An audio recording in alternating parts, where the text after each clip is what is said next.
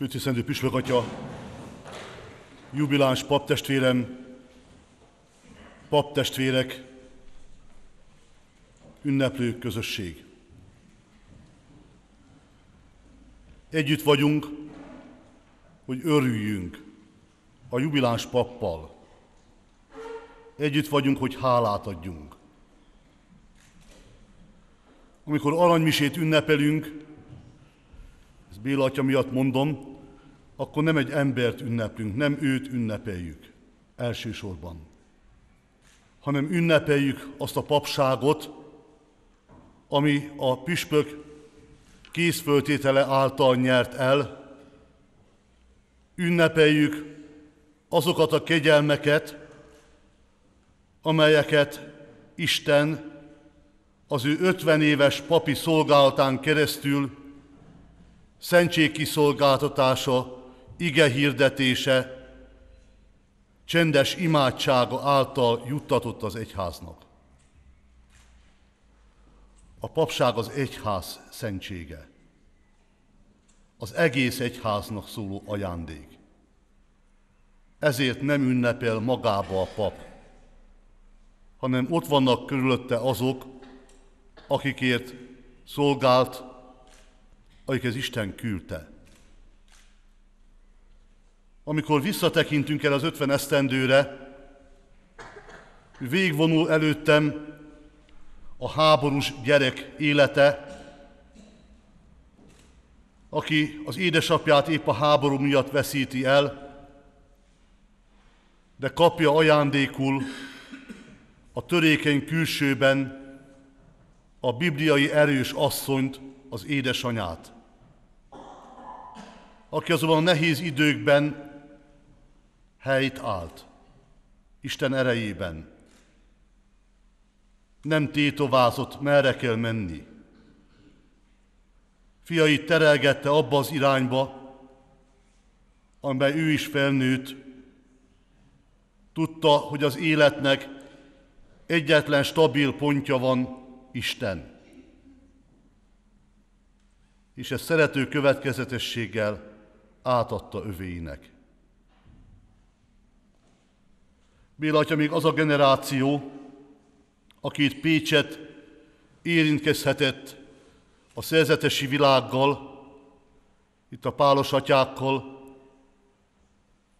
aztán kapcsolatba lehetett azzal a vékony föld alatti egyházzal itt Pécset, amely börtönt, sok mindent elszenvedett. És abban a korban indult el a papság fele, amikor nem szokták ezért kitüntetni sem az édesanyát, sem a családot. Valami szilárd elhivatottsággal ment a cél fele, és tette azt, amire Isten hívta, küldte. A papságot ünnepeljük ebben az alkonyban, ami Isten ajándéka. Ünnepeljük a hűséget. Szeretném idézni Benedek pápát, aki a papság évének ezt a mottót írta föl pár évvel ezelőtt: Krisztus hűsége, a pap hűsége. Ezt ünnepeljük. Krisztus hűségét, amellyel egy papja együtt munkálkodott, és ő maga is hűséges lett. Ha a hűségről beszélek, mindig eszembe jut Vasadi Péternek ez a gondolatsora: a hűség döntés, őt választottam. Mert őt választottam, szeretném megismerni, mert szeretném megismerni, ezért elkezdem szeretni, és mert szeretem, egyé válok vele.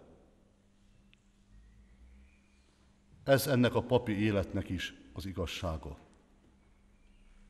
Krisztus hűségéből indul, Krisztus hűségébe gyökerezik. köszönjük az indulás küzdelmét, köszönjük a hűség ajándékát. Eszembe van az is, hogy amikor Béla atya a győri szemináriumban készült a szentelésre, több társát is nem engedték szenteléshez. Késleltették, bizonytalanságba tartották, ez is hozzátartozott az ő életéhez. Itt van közöttünk Szalai tanár úr, a tanárok között az egyetlen élő már a szemináriumból, és jó, hogy itt van közöttünk, ő is sokat tett értünk, mint papnevelő egész életében. Testvéreim, ebben az aranymisében egy picikét visszatekintünk és előre nézünk. A visszatekintés. Eltömpregtem Béla atya életén, amennyit ismerek belőle. És ez a gondolat az, ami talán leginkább összefoglalja azt, amit ő próbált tenni. Mindig fölismerte azt a lehetőséget az egyházban, amit a Szentlélek nyújtott az egyháznak. Figyelt a lélek szavára. Talán fiatalossága mögött is az van, hogy nem zsigerből cselekedett, hanem a lélekre figyelve, a lélek erejében.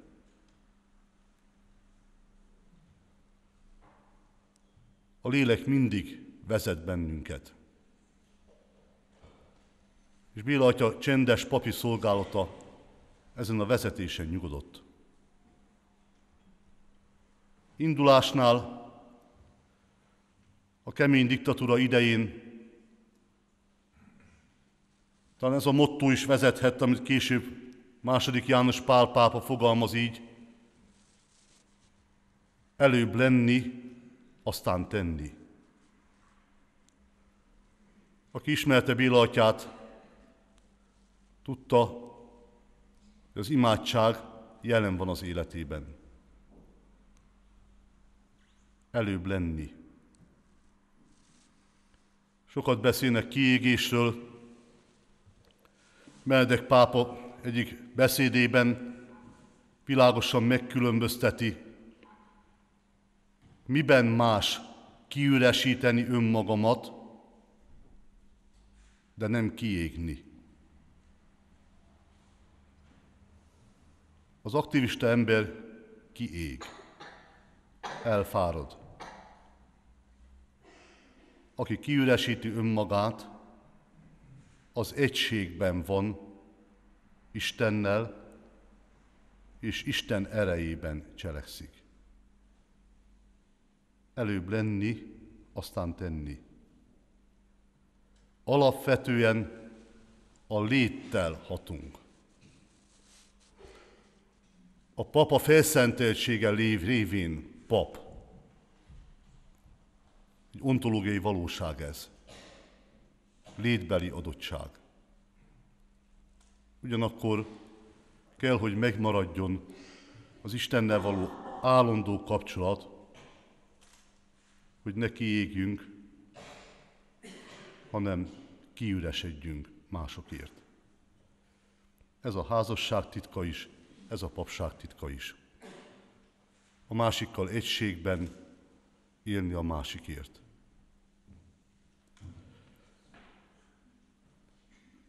Csendesen, az Isten kapcsolatban maradva tudtam megérni a hűséget Krisztushoz és az ő egyházához.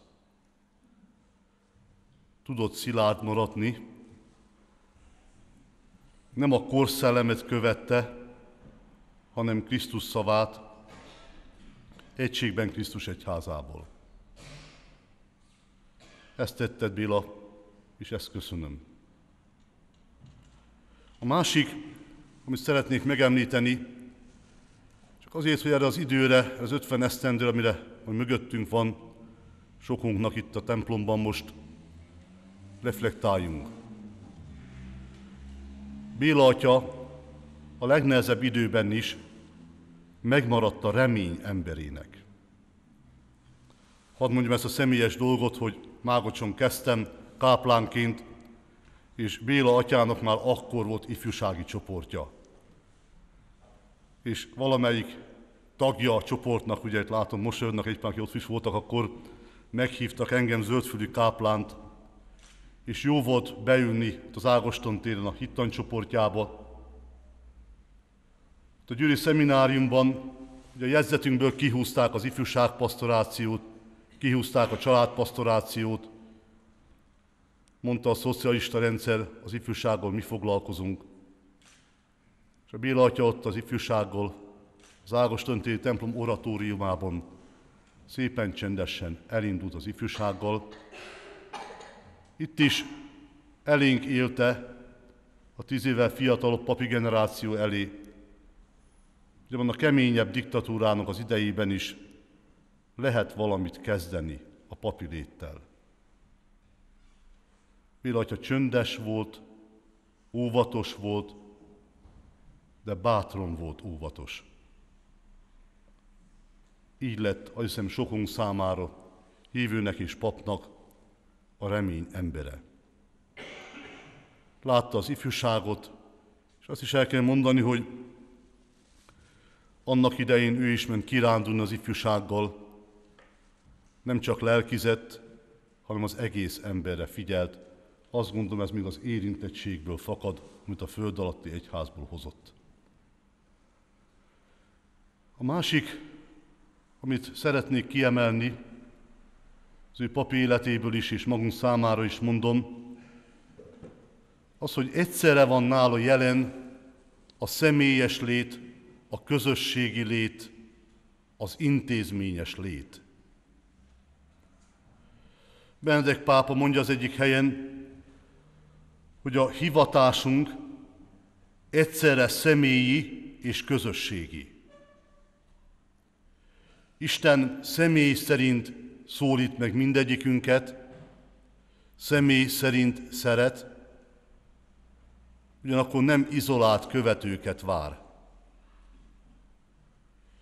És Béla atya annak idején a személyes lelki vezetésre sok-sok időt szentelt. Hallgatta az embereket, amennyi ideje volt rá. Megvolt a személyes lelki vezetés, törődés, ugyanakkor a közösségképzés.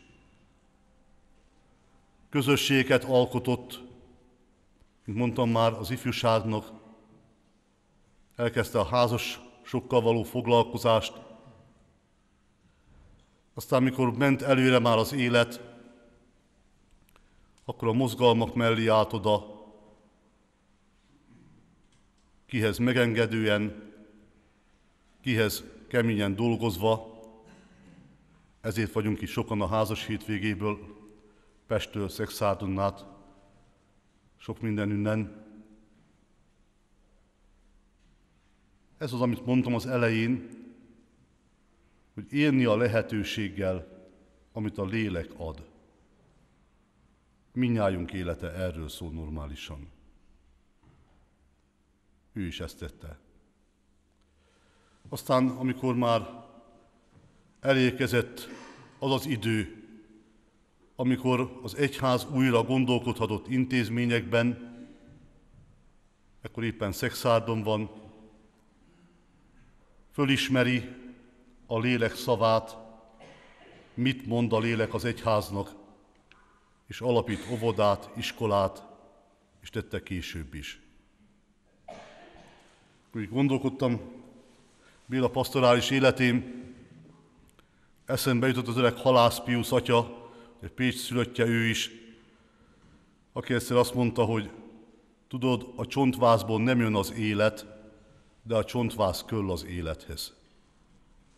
Béla atya is ez a fajta ember volt. Tudta, hogy a csontváz köll az élethez. És ezt is tette. Pedig az ő világa, a személyesebb közösség, a közvetlen közelség, a személyesség. Béla atya, köszönjük azt, hogy előbb lettél, aztán tettél, hogy a remény embere voltál számunkra, hogy a személyes közösség és intézményes egyház világát egyszer tudtad képviselni. Köszönjük azt, hogy most is itt vagy közöttünk fiatalosan. Előretekintés. Testvérek, fél évszázados papi jubileumot ünnepelünk. A püspökatyával beszélgettünk a mise előtt, beöltöztünk ebbe a pirosba, ugye, mintha múzeumi tárgy lennénk. De ez az egyenruhánk. Ne tévesszük el, hogy a papság nem a múlthoz tartozik. A papság a jövőhöz tartozik. Nagyon szeretem idézni Benedek pápának az elmélkedését, aki a Szent Misének az akklamációjához halálodat hirdetjük, Urunk, és hittel valljuk, még el nem jössz. Azt mondja, hogy mi az érkező Krisztushoz tartozunk. Mi a jövőhöz tartozunk.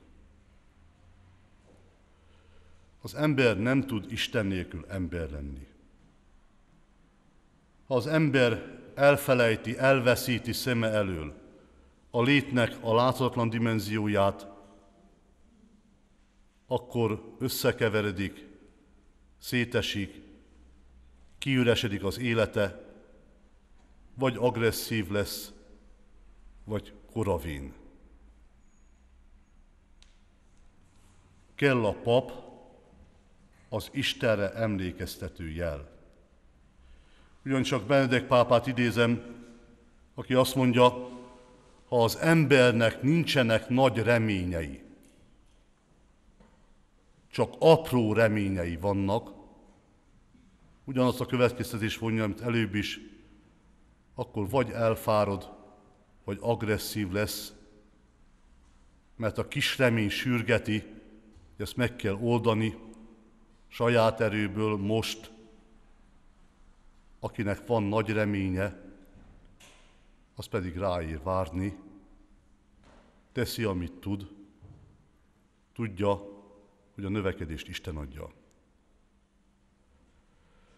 Egy paptestvért ünnepelünk fél évszázados jubileumával, a papot, aki a jövőhöz tartozik, egy papot, akinek nagy reménye volt, és van. Jóisten éltessen!